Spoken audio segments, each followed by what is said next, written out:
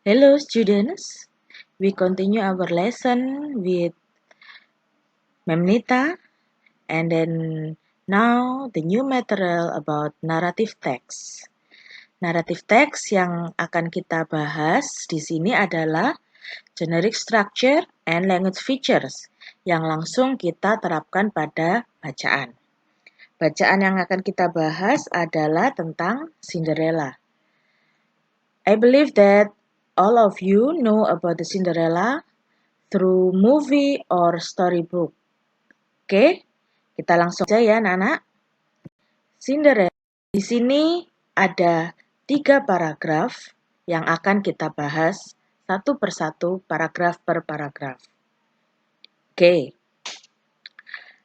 Paragraf yang pertama, kita bisa melihat di sini bahwa ada pengenalan tokoh dan juga waktunya. Memnita bacakan ya. Once upon a time, there was a beautiful girl named Cinderella. She lived with her weak stepmother and 2 stepsisters. Pada suatu hari, disebutkan ada seorang gadis yang sangat cantik yang bernama Cinderella. Dia tinggal dengan ibu tirinya dan 2 kakak tirinya. Nah, anak-anak, di sini dikatakan once upon a time, ada waktunya. Kemudian Cinderella, stepmother and stepsisters, ada pengenalan tokohnya di sini. Nah, paragraf inilah yang disebut dengan paragraf orientation. Karena mengenalkan tokoh, kemudian ada waktunya juga di situ. Okay, next, the second paragraph. Her stepmother and sisters treat her badly. One day, a prince of kingdom invited all girls to the balls. Cinderella wanted to go there, but she didn't have beautiful dress. Oh God, I don't have dress. Ibu tiri dari Cinderella dan kakak tirinya memperlakukan Cinderella sangat buruk.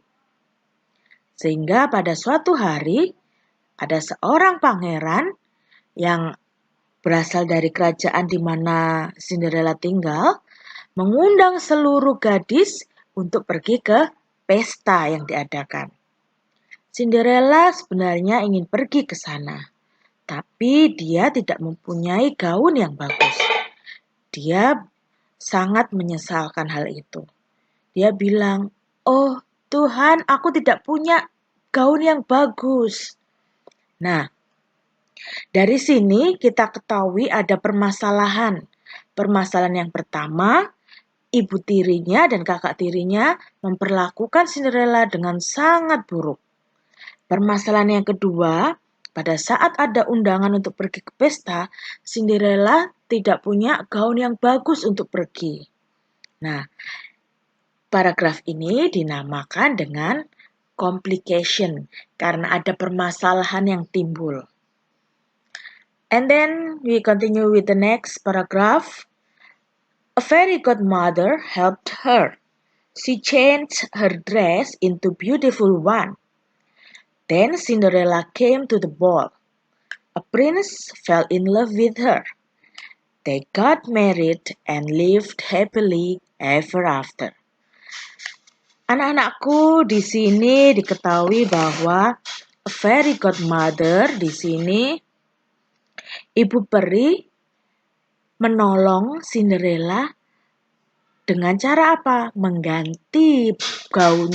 Dengan cara apa? Dengan mengganti gaunnya menjadi gaun yang sangat bagus. Kemudian Cinderella bisa datang ke pesta yang diadakan oleh pangeran. Pangeran yang mengadakan pesta jatuh cinta kepada Cinderella. Mereka akhirnya menikah dan tinggal bahagia selamanya. Nah, anak-anakku, di paragraf ketiga ini ada pemecahan masalah dari yang pertama. Kalau tadi permasalahannya ada 2 permasalahan, yaitu dia diperlakukan dengan tidak baik oleh ibu tiri dan kakak tirinya, kemudian dia mempunyai gaun yang jelek. Nah, pemecahan masalah yang pertama, dia dibantu oleh ibu peri yang mengganti bajunya menjadi baju yang paling bagus.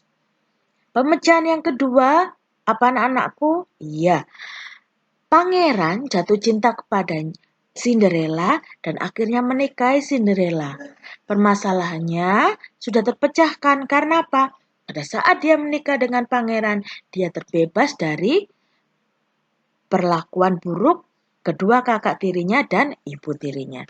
Inilah paragraf yang dinamakan dengan resolution.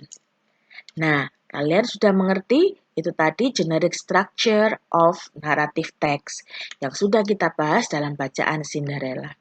Kita masuk dalam language features. Di sini ada kata-kata once upon a time. Once upon a time menunjukkan apa anak-anakku? Adverb of time. Waktunya, kapan terjadinya? Oh, pada suatu ketika, pada suatu hari. Nah, itu menunjukkan adverb of time. Kemudian apa anak-anakku? Ada Cinderella, ada stepsister, stepmother, kemudian ada prince and a fairy godmother.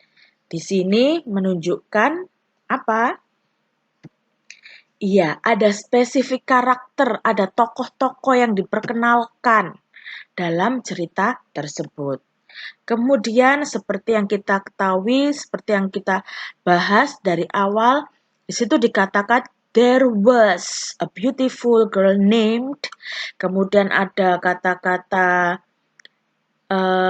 helped, ada kata-kata threat, ada kata-kata invited. Nah, itu semua menunjukkan bentuk kedua, bentuk past tense. Iya, itu menunjukkan kalau penulisan dalam language features dalam naratif teks adalah berupa kalimat past tense. Kemudian, nah ini ya kata-katanya anak-anakku. Kemudian ada kata-kata helped, ada kata-kata came, change, ya, invited, treat. Nah, itu berupa action verb. Kata kerja yang dilakukan, ya, action verb. Kemudian ada kata-kata di paragraf kedua, di situ Cinderella mengatakan, "Oh God, I don't have dress." Nah, ada tanda petik 2 di situ, merupakan direct speech, kalimat langsung yang diucapkan oleh Cinderella.